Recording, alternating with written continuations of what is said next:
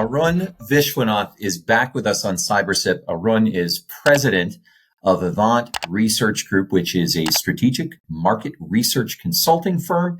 He is also associate professor of communications at the University of Buffalo, one of the foremost experts in what we call the people problem of cybersecurity, and last but not least, author of the book, The Weakest Link: How to Diagnose, Detect, and Defend Users from Phishing, published by MIT Press. Arun, welcome back. Hey, Kevin, it's great to be here. I got a lot of more things to add to that list. We have a new startup called the Cyber-Hygiene Academy. I know we're going to get to that. And that's basically focused on some of the stuff we're going to talk about today, which is providing what the school system is not, cyber hygiene for children. So we'll talk about that in a bit too. But it's great to be here. That sounds great. No, absolutely. So your piece in Dark Reading is what led us to our second episode together, called Safeguarding Our Children's Digital Future, a Call to Action. And just to set the stage here, we really do need a call to action. So looking through your piece and some of the support you have, in 2022 alone, 1,436 separate schools and colleges fell victim to cyber attacks. Those were attacks involving more than 1 million students. One of the more infamous attacks I think we're going to talk about is the Clark County Schools attack in Las Vegas, where parents know that their children's data might or might not have been accessed, and they're just not getting any answers from the school district. So first things first, why are schools such frequent victims of cyber attacks? Well, there's a couple of systemic problems, right? I mean, the first being that these are older technologies that most of these schools utilize, right? We have not funded schools when it comes to technology to the rate at which we need to. So a lot of them are using older technologies and also legacy systems, legacy software. That's just one systemic problem, right? The second problem, and this is the real issue here, is they just don't have the skills in IT security to protect these systems. So you have archaic systems in one end, and you just don't have IT security depth to protect them. Keep in mind, the best organizations out there get hacked. Imagine these school systems, which are locally funded, regionally funded, state funded, city funded. Mm-hmm. They don't have the resources. We're not paying people enough in IT security for these kind of areas, and there aren't enough people doing it. So it's a low-hanging fruit when it comes to attacks. And this is why, you mentioned the Clark County school attack. I mean, just as that attack was going on, which was late, and that was the second time they got attacked last year. Right. So they get multiple attacks. They don't learn from it. There was a concurrent attack going on in California in a couple of schools, districts over there, using essentially the same ransomware. That's when you got a systemic problem where it's just spreading. No one's hearing about it. The victims don't find out. Nothing's done about it. And it happens again and again and again. You have not only lagging skills on the part of the school districts themselves, Arun, but you also have ever-evolving tactics on the part of the threat actors too. That's so right. The chasm between expertise, preventability, it's just growing. It's making it more likely that we're going to see more attacks in the near future. And that's a great point, Kevin. And think about it this way. There's an upward cascade in cyber attacks because the technology evolves. But compare it. So when you look at the baseline rates of cyber incursions and compare it with the baseline rates of regular crime, what used to be old school crime, you notice that old school crime has actually gone down if you look at the FBI statistics. Cyber crime is on an upward trend and has remained in an upward trend. And to your point, think of home security systems. They have not evolved in the last 25 years. You can have a home security system and no one knows how to hack that to break into your house. But cyber attacks are constantly evolving. So you're right. It's an upward cascade. By the time last year in Black Hat, we had a paper talking about how to use AI, generative AI, to create phishing attacks. Those attacks were already in the marketplace. Yeah. People were using it. Yeah. And as you say, just think about the numbers. I mean, we talk about the the metaphor of someone breaking into your home, which is useful. But in the cyber world, it's as though someone's breaking into your home or trying to every second. That's right. And the worst part of it, it's even worse, right, Kevin? Someone's already broken in. Right. By now, which is insane to think about, right, Kevin? Because yes. by now, you, me, everyone in our household has had some data stolen from them. Yeah, we have. We've all received some credit monitoring service from some company that we didn't even know existed. Some firm out there saying, "Oh, your data was compromised in some attack that you were not directly responsible for." Yes. And there's an exhaustion factor that applies as well. There are so many of us that we get these class action notices in the mail, and you can opt in, and here's credit monitoring. And statistically, 99% of us ignore those things because we're so exhausted, or we assume that, as you say, our data it's already been stolen. It's out there. There's nothing I can do. And that's very dangerous. I know we're going to bring it into the children's context, because I think with children, even as I think the paradigm, as I like to call it, the paradigm is shifting from a focus chiefly on data security to an emerging focus on privacy. We have the next generations that do not guard their privacy as they should. They share their data with everyone. They share their passwords with everyone. My daughter, and we were talking before we started, we talked about our children. My daughter, I talked to her a couple of weeks ago because I couldn't log in to Apple TV. And I thought, how did I forget my password? And I texted my daughter and I said, did you change the password? So children they change passwords, they share passwords, and I think it just complicates our effort to protect them.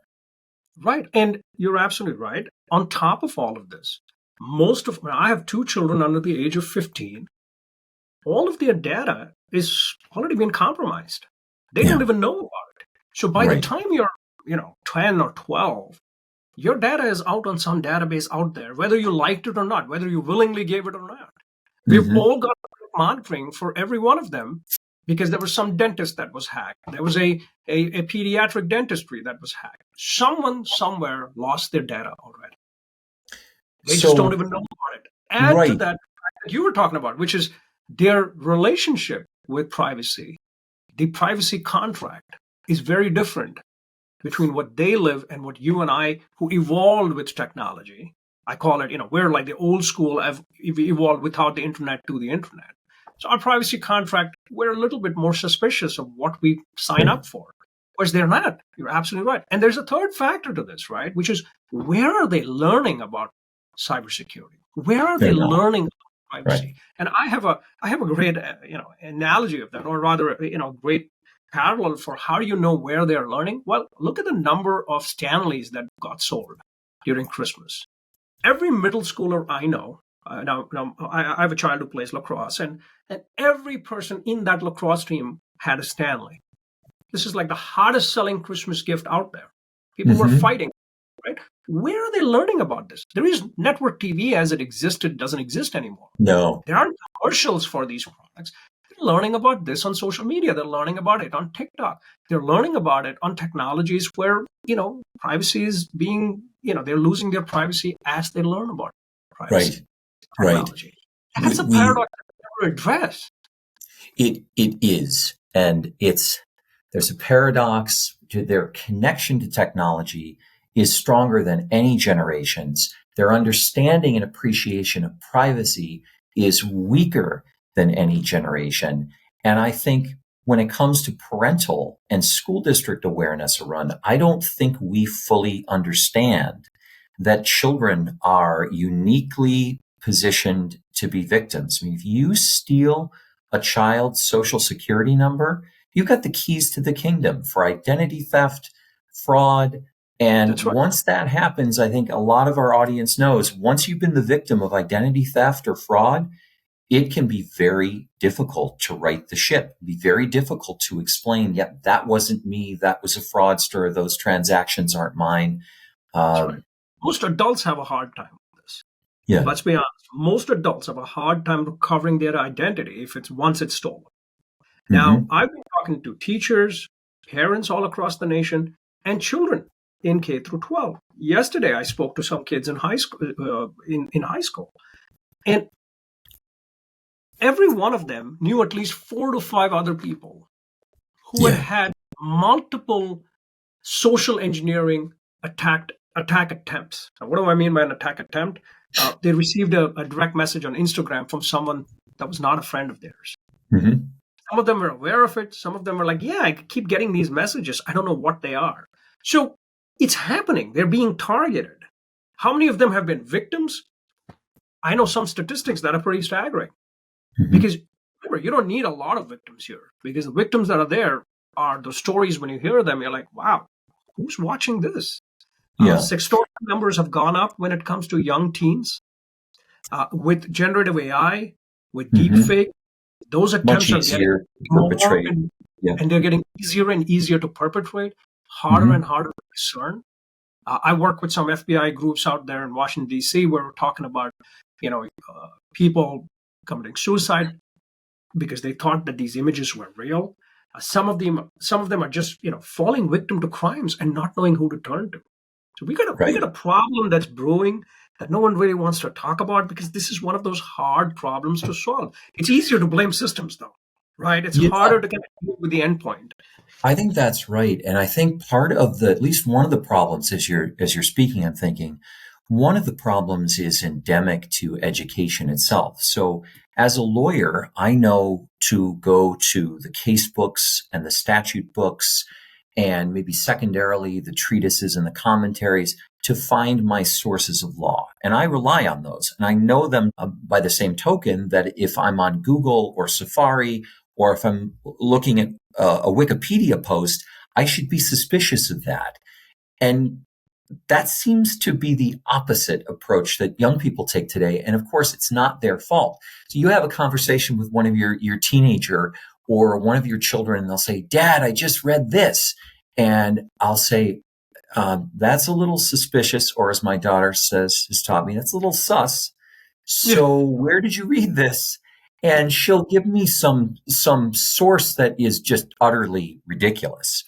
And I'll listen, and I don't criticize her, but I'll say, sweetheart, unless you're reading the New York Times, the Washington Post, or the Wall Street Journal, you should probably be suspicious of anything you read on social media. So that's a huge issue for education, because we need to teach our children what are the valid sources of data, and what are the suspicious ones. I'm not sure we're doing that. We're letting kids, I see it in my children, your kids, they're doing papers, and you're sitting there saying, oh, well, how did you look this up? Thinking, I had World Book encyclopedias, and maybe they're going online and they're not discriminating between sources. So that's an issue too, I think.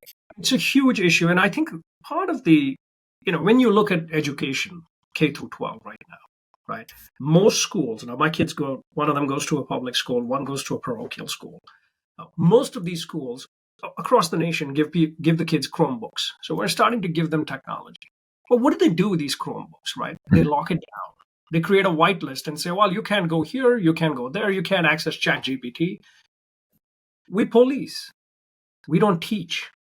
So we don't tell them why. We're just like, hey, don't use. Right. That never works, because you never explained why. You never taught them. You just restricted it. It's the wet paint problem, right?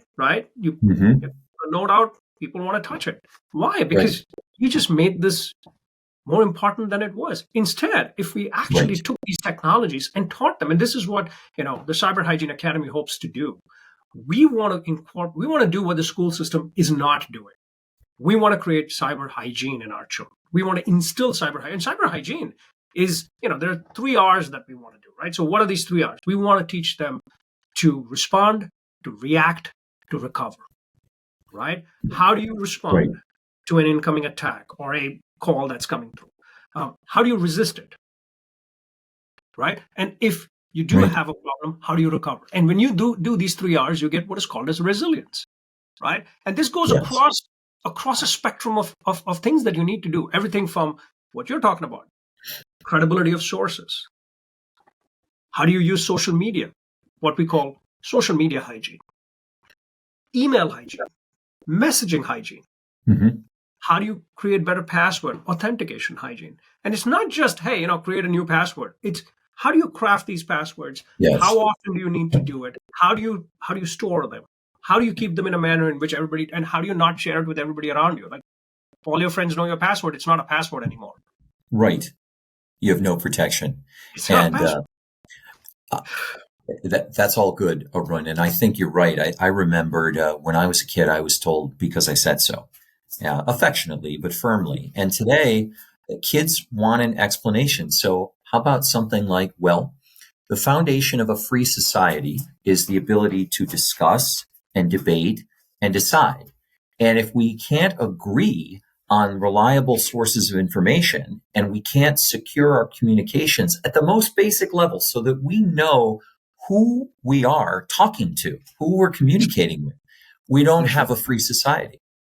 We don't, and we are creating a generation of children who are going to be in the workforce, and we're hoping that when they get to the workforce, they're going to become resilient. The problem is when your foundations are weak, the society that you build on those foundations continues to be weak. But as a society, going back to where we were, we have dealt with problems such as this, right? I mean, you and I are very similar in age. In the old school, I think of a parallel of sex education, right? In the 70s and 80s, sex education, depending on the school you went to, you would have a priest come in and talk, a doctor come in and talk, and then the school principal will come in and talk. And what would they say, right? The priest would come and say, don't do it.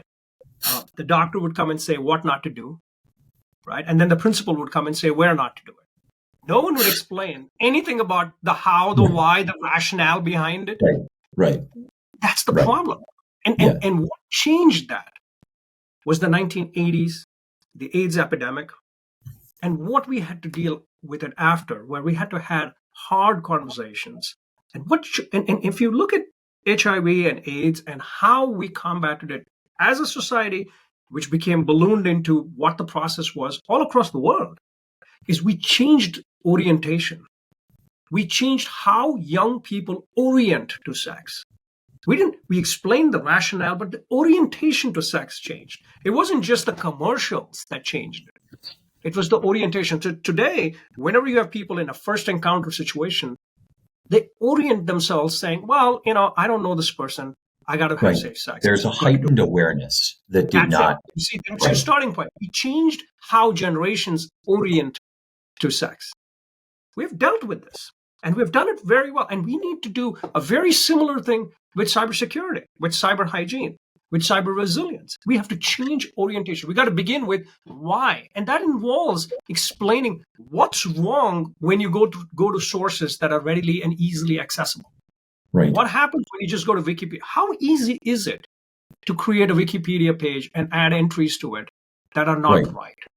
No, we have to exactly. that. We have to change that orientation.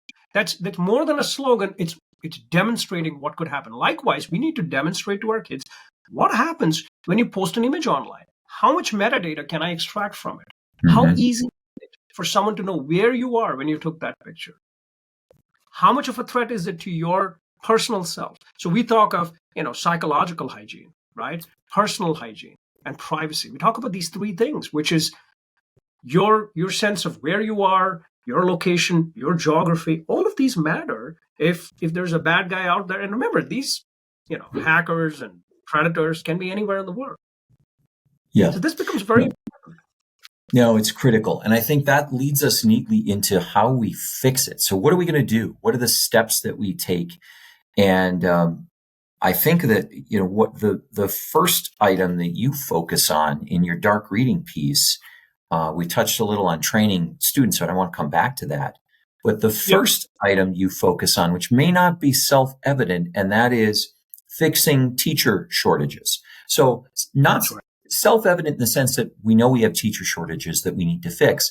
But the question becomes, all right, how does that help us improve a generation of children's cyber hygiene? Well, the biggest problem here is, I looked at some statistics about a 55% shortage, 45% shortage of teachers. And in a survey that was recently done, 55% of people did not want to be teachers 3 years down the road. It's not an attractive profession anymore. Right. What are we doing? What are we doing? What are we doing to make that profession unattractive? Unattractive. The one of it is, of course, we're not paying them enough. Mm-hmm. Right? I mean, a teacher after maybe 2 decades of work gets seniority, gets tenure, depending on the school system, makes as much as a mid-level cybersecurity expert. But then they're in their 50s. They're not technically there to teach kids about technology. There are very few, 60-year-olds who can teach what TikTok can do or even understand it or value it. Or even 50-year-olds. Exactly. So you're young people to teach young people because they know the experience of the technology they're dealing with. So if you're going to teach cyber hygiene, we got to start with young people. We need fresh, young blood in the system. People who understand the children. We don't want old people alone. We need to attract young talent. We also have to attract technically trained talent, which is even harder. Right? So right now, when I talk to school systems across the nation, the big question every administrator asks is, who's going to do this teaching? Because the incentive system is to teach existing material that takes the whole school day. There's no time. There's not enough time in the school day to do this. Right. And the question is, who's going to do it? So many of them have a computer teacher who teaches basic technical skills. Is that person responsible? Or is it something that every teacher has to do, which is how the New York State came up with a new set of mandates for cyber safety education. They said, well, it needs to be throughout the curriculum. Well, that's easy to say. Who's going to do it? That's very easy to say. Embed a culture of cybersecurity within every facet of your training program. And what you're saying is, okay, who are we going to get to do that? How are we going to convince teachers that are already that we already have a scarcity of teachers? How are we going to place this additional burden on existing teachers, presumably with no additional compensation? How are we going to train existing teachers to be able to do this? And then what are we going to do to try to attract new people into education who may have a closer connection to some of the problematic technologies? That's a lot of moving parts. And Arun, do you see it happening in school districts today? To be absolutely honest, I don't see it happening. I just don't see it happening. I think this is too heavy a lift. It just adds to the burden of the schools and the systems. And it's great if you're wanting to point a finger at the system. Right. And that's not what I want to do. But I can tell you that is not going to work. Right. I'm not blaming the system. I just think the system is not built for it. It's not equipped for it. Because we have to still teach basic knowledge. Cybersecurity comes on top of all of that. And so there's a question of where's the value in it? Do we see the value in it in our children now? So where are the children learning then? Right. So I don't see it happening though. I don't want to blame the system, but I don't think the system is built for it. Right. But your children are not going to learn good, effective cyber hygiene online or from their friends. They're going to learn it. The most logical place they're going to learn it is in school. And whether it is embedded within the curriculum, which I think makes the most sense to me, or it's a kind of adjunct driver ed type course where we're going to bring in a third-party service provider to provide that type of education. It has to be done because we're going to raise a generation of irresponsible adults and adults who do not understand the risks. Right. Or we're going to have to fix it down the road when they come to an organization to work, which is what we are doing right now. So right now, you have people coming into the workforce and then the employee is taught like the first year. So you spend 2 months onboarding. And so if you want an upward cascade in skills, you want to train them right at the get-go. It's no different than driving, right? Using the driver's ed analogy, right? We don't wait to teach our children to wear seatbelts before they start driving. We start right off the bat when they're kids. Right? Yeah. We have to use the same principle. You start right off the bat, and it probably has to be an external provider, which is why, I said, hey, if no one's willing to do it, we'll do it. Right. And there is no one willing to do it. I'll tell you why, right? Because school systems, as it is, are creaking when it comes to budgets. No organization in cybersecurity that I know, and I work with many of them, is willing to take this on because there just isn't, to use a capitalist view on it, there just isn't enough money in it. Right. Right. And yet it No one has wants to to do it. happen. So you have to ask the question, which I've been asking parents all over the nation. Where are your kids learning? Well, they're learning from their friends who know less than them or just as much. They're learning from social media. And the bulk of the burden is to you and I as parents. Mm-hmm. Parents, it's a kitchen table conversation right now. Yeah. That's where we're learning. Every parent sits down and says, hey, don't do this. Don't put your photos out there. Don't do this. Don't do that. That's great, but it's not good enough, right? Parents can't shoulder the responsibility. We need organizations out there that can do this for them, which is what we're trying to do. We're saying we'll be that organization that makes it interesting. It's not going to look like a classroom. We're not going to make this curriculum that kids don't care about. We're going to try to make this, and I don't have the answers for it yet, but the goal is to come up with a program that will be interesting, that will be less of talking down to them. It'll not be like that priest and the doctor and the principal.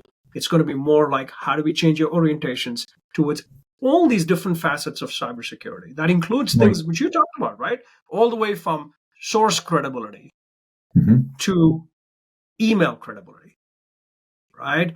Because the generation that we're, like you said, we have to create a generation that has a strong foundation. I think this is the most important recommendation you have. Training has to be built into our educational system. We're coming up on our time, though. There are a couple more I wanted to discuss with you, one of which is very interesting, and that is reformation of credit monitoring for children. So I just settled a data breach class action yesterday. As part of that, one of the class benefits was additional credit monitoring. An initial phase of monitoring was provided after the notice of the data breach. So we're going to extend that as part of the settlement. But you're talking about credit monitoring specifically for kids. Why do you think that's so important? And then let's talk a little bit about how it would work, because I don't think we have an infrastructure yet to make that happen. Well, let's look at where this all started, right? We had no breach notification laws. And then, a lot of us advocated for it. And then we followed the California model, and breach notification is now standard. But what do you get, right? When a notification happens, as part of a class, the consumer gets credit monitoring. I mean, that's it. How many consumers out there actually utilize it? We don't have the data on it. The data we have from the claims administrators that we retain, it's I'll be very conservative. It's less than 5%. Less than 5%. And in some cases, less than 2%. I mean, it's very, very small. It's very, so people are not taking it seriously. Number one. Number two, these credit agencies, what do they eventually protect? They protect your financial credit. This isn't built for identity protection in the way people think it is, right? So they're not going to protect your photographs that are out there, your reputation that may be marred. I mean, that's what lawsuits are for. But this is basically just protecting your social security number and your financial history. So it's a very minimal protection. It's better than nothing. Regardless, most people don't use it. But when it comes to kids, it's even worse. Many of our kids, both my kids, they already have so-called credit monitoring because they're already victims of a breach that they don't even know about. They don't even understand what the ramifications of these are. And if, as a parent, you try to lock their credit, which is essentially one thing which this does, it's not easy to lock your credit. My recommendation is we have 3 agencies right now, which are for-profit companies. What they need to do is lock everybody's credit as a default. That's first, especially kids, right? There's no reason the credit needs to be kept open for me as a parent to go out and lock it. It should be locked by default, and it should be monitored for life universally, not only after someone has a breach somewhere, because no one's going to sign up for it. We know that statistically. We know that statistically. And this is a generation of children who don't even understand what they're getting into. They don't even understand what that really means until they're 18, and then they're ready to get a credit card at 17 or 16, and then that conversation happens around a kitchen table. Mm-hmm. That's not how the system needs to be. We need to protect them under the default assumption that their credit is going to be breached, or it's already being breached. That essentially protects more of us, or most of us, especially kids who are out there, in lower socioeconomic and rural areas, for instance, in lower socioeconomic urban areas, who don't have the efficacy, who don't understand what's going on. They don't have to suffer a breach in order to get protection. They should always be protected. As far as I'm concerned, up until 18 or even 21, every child should have free. In fact, I think all of us. I know these are for-profit companies, and there's a price. And if you've ever tried, and I do this, right? I've locked all our credits for the last 2 decades of our life. But if you ever go online, the system has gotten better. So you go to Experian or what have you, and you try to remove your security freeze. Now, we're technologically pretty savvy. This is not a seamless process. Right. No, it's not. They're going to throw all these things at you saying, hey, would you want to sign up for this? It's no different than getting into a scam website and you don't know, do you want to sign up for it? Now they have a credit card. They're like, do you want to sign up? Do you want to sign up for a credit card? Yeah. Do you want to click here? Do you want to click there? And by the time, and just I just want to unfreeze my credit. Yes. And just so you know, out of the 3 agencies, one of them will not work online. You'll have to call the number. So it's a constant moving target. This is not consumer friendly. It was never built for you and I to use. This was built for credit card companies to know your to reduce their risk of giving you a loan. Right. Very honest. That system was not built for what it's being used for. So we need to reform the system and say, okay, what do we want an agency that protects more than just your credit? Perhaps what we want to do is expand the scope of it to say reputation management. We'll tell you what stuff about you is online. We'll monitor anything that's online and put a freeze on those. We'll stop those things from showing up on search engines, for instance. Now, that's a service that's actually there in other parts of the world, right? So you go to Europe right now and you request as an EU citizen, Google to remove a search term, they'll do it. In the United States, you don't have the same protections. So the do not forget laws are not the same, but maybe that's also part of what we need to talk about here. Because like you said, our kids are getting into this world where their privacy contract is very different from what you and I have, which means they're more than likely to have more stuff about them. Imagine, I always talk about this to my children. I said, imagine you running for office 25 years from now. What's out there about you today that they're going to fish out in those archives? On social media, you never want to have something out there that you're sorry. No, and that's a hard conversation to have with our children.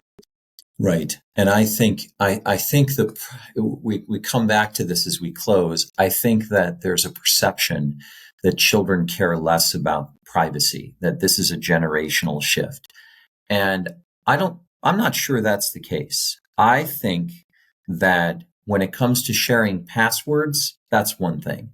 But when you ask children about whether they want their personal communications with friends or family or photographs that are intended only for them or a very small group shared with other people, you're going to get the same answer that you get from every other generation, which is no, we don't. And I think in the end, we're talking about cyber literacy for kids to some degree.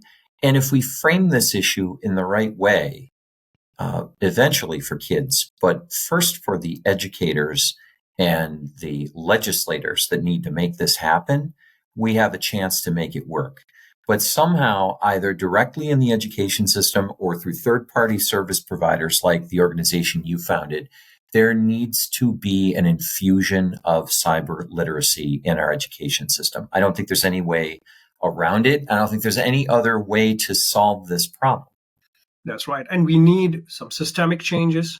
We have to have systemic changes, but those things, as you know, happen over the long term. Reforming credit, easier to talk about, very hard to do. Reforming how we pay teachers, easy to talk about. Funding schools, we've been talking about it for generations now. Yes. But there's one thing the private sector can do, we can inject that knowledge into the system faster than anybody else. And I think, and I have thought a lot about this as I founded my organization, I think the private sector has to do it. And the reason is that tech moves very fast. School curriculum move very slowly. It doesn't change much, right? You can teach history. It takes a year for you. History doesn't change in that year. Tech has already evolved, and we have ChatGPT. 2 years ago, we weren't talking about generative AI. Right. So we need some organization that can be that quick in saying, hey, here are the new threats, here are the new skills, here are the new things out there. And that is something I think the private sector can do and can do very well.